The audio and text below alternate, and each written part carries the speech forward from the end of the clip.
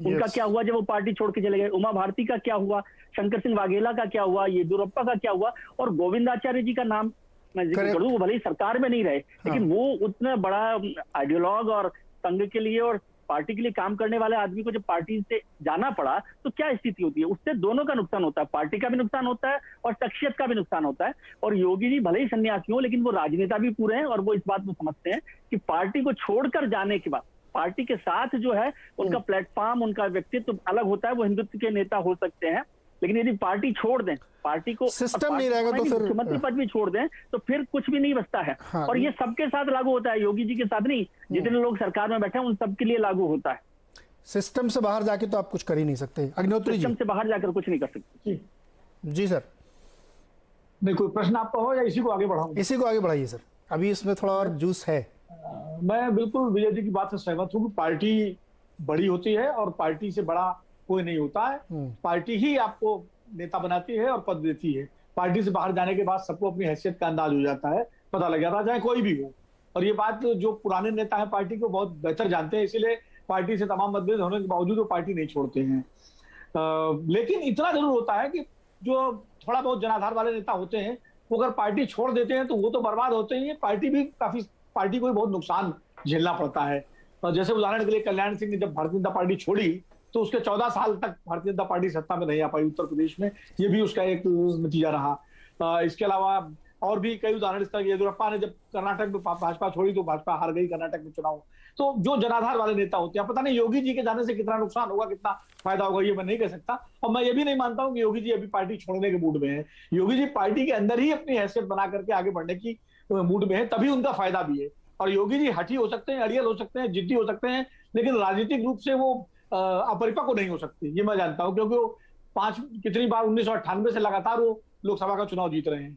और संघ और योगी आदित्यनाथ का रिश्ता जो है वो समझने की जरूरत है। उत्तर प्रदेश में आज संघ किस वजह से इतना प्रभावशाली है, वो है राम मंदिर आंदोलन की वजह से। राम मंदिर आंदोलन की नींव कहां से पड़ी? 1949 में जब मूर्तियां रखी गई। उसका मेन आर्किटेक्ट कौन था? उसके मेन आर्किटेक्ट थे योगी आदित्यनाथ के गुरु बाबा महंत दिग्विजयनाथ जी, जो हिंदू महासभा के नेता थे। और उसके बाद उस लड़ाई को महंत अवैधनाथ जी ने आगे बढ़ाया, जो हिंदू महासभा के नेता थे। तो संघ को उत्तर प्रदेश में जमीन मिली राम मंदिर आंदोलन से, और राम मंदिर आंदोलन की भूमिका तैयार की गोरखनाथ पीठ के पीठाधीश्वर महंत दिग्विजयनाथ सिंह ने, और उसको आगे बढ़ाया महंत अवैधनाथ जी ने, और उसके बाद योगी आदित्यनाथ आते हैं। तो वो जो 3 पीढ़ियों का रिश्ता संघ और गोरक्ष पीठ का है, वो योगी आदित्यनाथ की बड़ी ताकत है। इसलिए योगी आदित्यनाथ भले संघ और भाजपा की रैंक एंड फाइल से ना आते हो, लेकिन वो उनका एक गर्भनाल का संबंध आरएसएस के साथ इस तरह से जुड़ा हुआ है। तो ये समझने की जरूरत है। उमा भारती की जहां तक बात है, उमा भारती एक इंस्ट्रूमेंट थी उस पूरे आंदोलन का, लेकिन उमा भारती जो है, जब उनको वो भी अति महत्वाकांक्षी हो गई मध्य प्रदेश में, जब वो मुख्यमंत्री बनने के बाद, जबकि उनके नाम पर चुनाव तो ये कह सकते हैं क्या सेफली अग्निहोत्री जी कि क्या ये सेफली कह सकते हैं, कहा जा सकता है कि मतभेद है, सुलझ रहे हैं, नहीं सुलझ रहे हैं, बातचीत हो रही है, लेकिन अब इस जंक्चर पे खड़े होकर के जब आपके फरवरी मार्च में चुनाव हो जाने हैं तो किसी के पास ये रिस्क कैपेसिटी नहीं है, न केंद्र के पास, न संघ के पास, और न ही योगी जी के पास, कि अलग हटके कुछ किया जाए। मजबूरी है। तो ये मैं सेफली मान के चलूं कि योगी जी के नेतृत्व में ही चुनाव लड़ेंगे। बिल्कुल, चुनाव तो योगी जी के नेतृत्व होगा, इसमें तो कोई शक की बात ही नहीं है। ये तो संघ ने भी स्पष्ट अपनी राय जाहिर कर दी है, जो 3 दिन बैठक हुई जिसका आप जिक्र कर रहे थे, कि चुनाव योगी आदित्यनाथ के नेतृत्व में ही होगा। बाकी जो मुद्दे हैं वो मिल बैठ कर सुलझा लिए जाए आपस में। और ये जो अरविंद शर्मा जी को मंत्री न बनाने पर योगी आदित्यनाथ अड़े हुए थे, वो भी अपना ये बड़ा मुझे जानकारी तो बताइएगा। आवेद दुबे जी, आपके पास आ रहा हूं। ये अरविंद शर्मा को मंत्री न बनाने के पीछे क्या वजह, क्या दिक्कत क्या थी? बना ही देते भाई, 18 पोस्ट तो खाली है। नहीं, बनाने में कोई दिक्कत नहीं थी, विभागों की दिक्कत थी असली। तो क्या गृह मंत्रालय चाहिए था क्या? गृह मंत्रालय, नियुक्ति मंत्रालय और गोपन विभाग, ये 3 विभाग ऐसे होते हैं। तो फिर अगर ये समझौता नहीं हुआ है, सर एक बार दुबे जी के पास चलता हूं मैं, अगर ये समझौता नहीं हुआ है तो क्या ये स्वीकार मान लेना कि सब कुछ ठीक हो गया है, ठीक होगा ये दुबे जी? नहीं, सब कुछ तो ठीक नहीं है। देखिए, कितना भी कहा जाए कि केवल ये चुनाव की तैयारी है और कोरोना का व्यवस्था कैसी की है इसके बारे में उनसे रपट मांगी गई है, उनको सुझाव लिए गए हैं। मैं, विरोध जी ने विश्लेषण किया और विजय भाई ने विश्लेषण किया, उससे पूरी तरीके से सहमत हूँ। ये सब कुछ ठीक नहीं है, और उसमें ठीक नहीं है उसका कारण मैं दूसरी जगह देखता हूँ। उन्होंने जो बातें बताई वो भी सही है, लेकिन मैं दूसरी जगह देखता हूँ। देखिए 2014 में जब भारतीय जनता पार्टी वहां पर अपनी ताकत बना रही थी, उस वक्त अखिलेश की हुकूमत थी, समाजवादी पार्टी की हुकूमत थी। 2017 में जब विधानसभा का चुनाव हुआ, उस वक्त भी जो एंटी इनकम्बेंसी थी वो अखिलेश के खिलाफ थी, अखिलेश की हुकूमत थी। 2019 में जब चुनाव हुआ तब योगी जी की केवल 2 साल की हुकूमत लोगों ने देखी थी, इसलिए वो हिंदू एकता प्रभावित नहीं हुई, वो बनी रही और मजबूती हुई पहले से। लेकिन अब जब चुनाव हो रहा है तब लोगों ने योगी जी का 4.5 साल का शासनकाल देख लिया है। अब ये आम लोगों को और लोगों को इससे ज्यादा मतलब नहीं होता है कि ये पीएमओ से चल रहा था कि सीएमओ से चल रहा था। सवाल ये है कि उन्होंने किया क्या जमीन के ऊपर, उन्होंने समाज के किन तबकों को प्रमुखता दी, किन तबकों को प्रमुखता नहीं दी, किनको लाभ हुआ, किनको नहीं लाभ हुआ, हुआ क्या। उत्तर प्रदेश में विकास की योजनाएं चलाई गई, कुछ चल रही हैं, रिजल्ट नतीजे कितने आए कि योगी सरकार के पास 12 ऐसे काम हैं विकास के जो वो बताए पोस्टर छपा सकता है, उनकी की नहीं छपा सकते हैं वो। तो ये सब समस्याएं हैं जो कि उनके आड़े आ रही हैं। जहां तक उनको उनकी महत्वाकांक्षाओं का सवाल है, वो तो भारतीय जनता पार्टी ने स्वयं ही बढ़ाई है। वो एकमात्र ऐसे मुख्यमंत्री हैं इनको पूरे देश में चुनाव प्रचार के लिए भेजा जाता था, क्योंकि वो नाथपंथियों के गुरु हैं, नाथपंथी कमजोर जातियों से भी आते हैं, तो हर जगह उनका प्रभाव होता है, इसलिए उनको भेजा जाता था। आप बताइए ऐसा कौन सा मुख्यमंत्री है भारत का जो अमेरिका की टाइम मैगजीन में अपना विज्ञापन छपा है। योगी जी का विज्ञापन अमेरिका की टाइम मैगजीन में भी छप चुका है। तो उनकी महत्वाकांक्षाएं भी सबको पता है।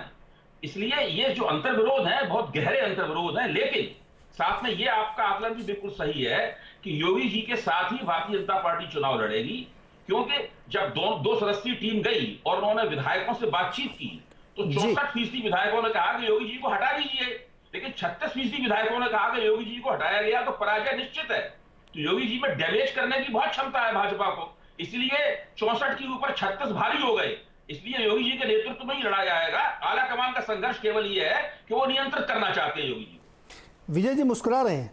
विजय जी, क्या योगी जी के फेस पे ही मैं कह रहा हूं कोट अनकोट फेस पे ही चुनाव लड़ा जाएगा? अभी तक बिल्कुल यही है, लेकिन मैं हमेशा कहते हैं राजनीति जो है संभावनाओं का खेल है, इसलिए संभावनाओं को कभी नहीं नकारना चाहिए। मैं तो नहीं नकारता, लेकिन अभी तक जो है समझ जो है, और विनोद जी जैसे अनुभवी लोग यहाँ पर बैठे हुए हैं, आलोक जी जैसे लोग बैठे हुए हैं, तो करीब करीब तय है कि योगी जी के नेतृत्व में ही लड़ा जाएगा। संघ ने ये साफ कर दिया है, इस पर पहले भी चर्चा हुई, संघ की बैठक में भी हुई और भारतीय जनता पार्टी के साथ भी हुई है। और इस पर ये बात ठीक है कि जो अभय जी ने कही उस बात को मैं दूसरे तरीके से आपको बताना चाहता हूँ कि ये आकलन किया गया कि योगी, मान लो जो नुकसान हुआ है, क्योंकि काफी नुकसान हुआ ही है, जो सरकार के कामकाज को लेकर जो सवाल उठे उससे नुकसान हुआ है, तो पार्टी ने और संघ ने ये आकलन करने की कोशिश की है कि योगी जी के रहते हुए, मुख्यमंत्री रहते हुए कितना नुकसान हो सकता है भारतीय जनता पार्टी को चुनाव में, और यदि योगी जी को हटा दिया गया तो कितना नुकसान होगा। तो इसमें ये पाया गया कि योगी जी को हटाने से भारतीय जनता पार्टी का ज्यादा नुकसान होगा, और इसीलिए जो 36% है वो 64% पर ज्यादा हावी हो गया। और जो 64% लोगों ने नाराजगी जाहिर की वो उन्होंने सबने किसी सरकार को लेकर नहीं की, सबकी इंडिविजुअल कंप्लेंट्स थी।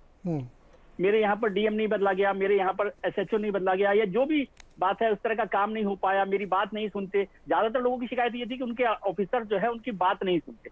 तो वो कोई योगी के खिलाफ एक पूरा ऐसा बड़ा पुख्ता सबूत नहीं ले पाए कि भाई ये सरकार जो है ऐसी है कि इसके बिना हम जाएंगे ही चाहे कुछ भी हो जाए।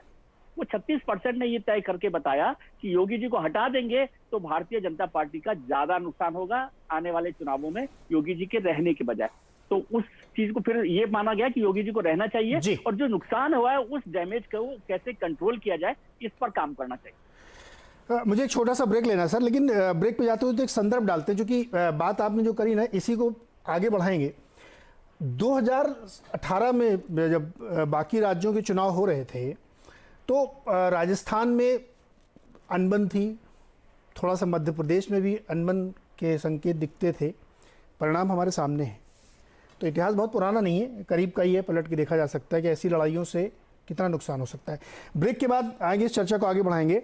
तो ये समझने की कोशिश करेंगे कि यूपी की जो जातीय गणित है, क्योंकि आज दो लोग मिले हैं भाई, निषाद जी और पटेल जी और कई लोग मिले हैं, तो गणित समीकरण कैसे बैठता है। दूसरा एक वो जो बीच में रह गया सवाल कि AK शर्मा जी को मंत्री बनाने में क्या दिक्कत है, खाली पोर्टफोलियो की दिक्कत है या कुछ और भी बात है इस वजह से नहीं बना रहे। छोटे से ब्रेक के बाद इस पर बात करेंगे।